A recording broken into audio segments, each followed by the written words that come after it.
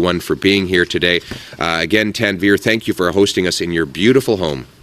And I want to start by saying, Tanvir, your home is your castle. Your home is your castle. And you have the right to defend your family in your home. And right now, unfortunately, that is not the case. You know, our purpose as conservatives is to bring back a country where hard work gets you a beautiful house on a safe street under our proud flag. That when you come home and put the key in the door and you turn it, you're filled with peace, knowing that you can leave all of the day's troubles behind. That your biggest problem will be how you get the kids to eat all of their dinner, finish their homework, and get to bed on time. I confess that we fail on the last one regularly in the Polyev household, but these are the kinds of problems that we all want to have. Unfortunately, there are bigger problems that people face after 10 years of disastrous Liberal government that has driven costs, crime, immigration, and employment through the roof. People worry. They worry that they can't afford a home in the first place, that if they do have a home, they can't afford to put food on the table because of high Liberal taxes and inflation. They worry about losing their jobs because of Liberal taxes and temporary foreign worker programs that take jobs away from Canadians. They worry that even if they have a job, a home, and food on the table, that they're not safe in their homes. They worry that their car might be gone from the driveway when they wake up in the morning. Or worse, they worry that they might be awoken at 2 a.m. to the sound of breaking glass and and feet pounding on their living room floor as an invader storms in to steal the family's goods or worse, harm the family itself. They worry when they've seen the Toronto police say that it is necessary to leave your keys at the front door to make it easier for criminals to safely steal your car. And they worry when they think about what they might do to protect their family if an intruder ever entered. What do you do if you've got a small child down the hallway and you hear that ominous sound of a home invasion? The answer for any parent is we would do anything necessary to protect our children. But unfortunately, people who've done that have faced the brunt of the law. The system treats, after 10 years of Liberals, the system treats victims like criminals and criminals like victims. Back in 2019, 3 masked intruders, one armed with a sawed-off shotgun, broke into a residence in Collingwood.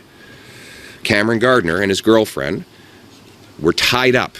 When they finally freed themselves, they struggled with the intruders. The attacker's gun went off twice, striking 2 of the attackers. 1 escaped. Now, when Cameron saw the police arrive, he was relieved until he found out that they were going to put him in handcuffs. Oh, come on! He'd fought for his life. He was courageous. And this is the price he paid. He was in jail for 6 months. He was in a legal process for over 2 years, spending an ungodly fortune on lawyers. And then there's Ali Mian. In February of 2023, the Milton residence and licensed firearms owner awoke to find five intruders who were masked and armed. They came in, broke into his house, carrying weapons, zip ties, and harmed his mother. After using his legal firearm to shoot one of the intruders, he was able to fight them off. But he was arrested. By the way, one of the intruders had a 9mm handgun. And yet, the law went after this innocent man trying to defend his home. What the hell is even that? He had to post $130,000 in bail for defending his family. After 5 months of hell, the second-degree murder charge was finally dropped by the Crown because they realized there was no reasonable chance of conviction. But it is outrageous that this man had to live through that hell when he should have been focused on recovering from the trauma of fighting off a dangerous criminal. And that is why Conservatives are standing here today, based on the principle that your home is your castle. We're calling on the government to introduce and immediately pass the Stand on Guard law, failing which one of our party's MPs will put forward such a bill. It will amend Section 34.2 of the Criminal Code, which right now says that you can defend yourself based on 9 very complicated and vague conditions. Now look, if you're defending your house, you don't have time to think through 9 different conditions. You have one condition: to protect yourself and your kids. And it is wrong for the law, for the police, and for judges to apply a complicated, indecipherable legal doctrine against you when you were only doing what is right.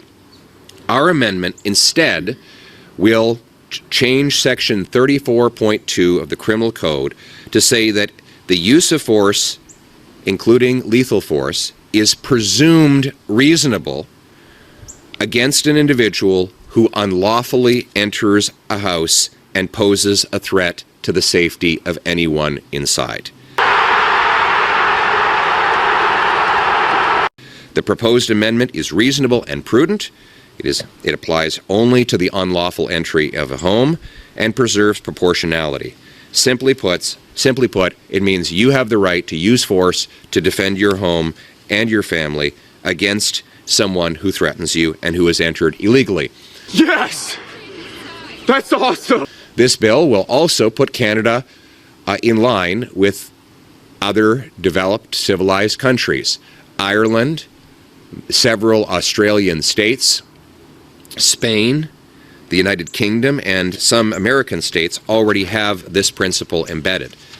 And it will make sure that Canadians are treated right for a change. We think that our role in this Parliament is to put forward good ideas. And so my message to Mr. Carney is steal our best ideas. Work with us. Let's get it done. Let's put our country first. Who cares who gets the credit? Take our ideas so that we can reverse not only the crime and chaos Liberals have caused, but let's also take these ideas to bring the cost of living, immigration, and unemployment down. Keep our people safe. Let's put our country first. Let's once again work together, all of us, from all parties, to make this a country where everyone who works hard gets a beautiful house in a safe street with good food on the table, united under our proud Canadian flag. Thank you very much. Oh, thank you.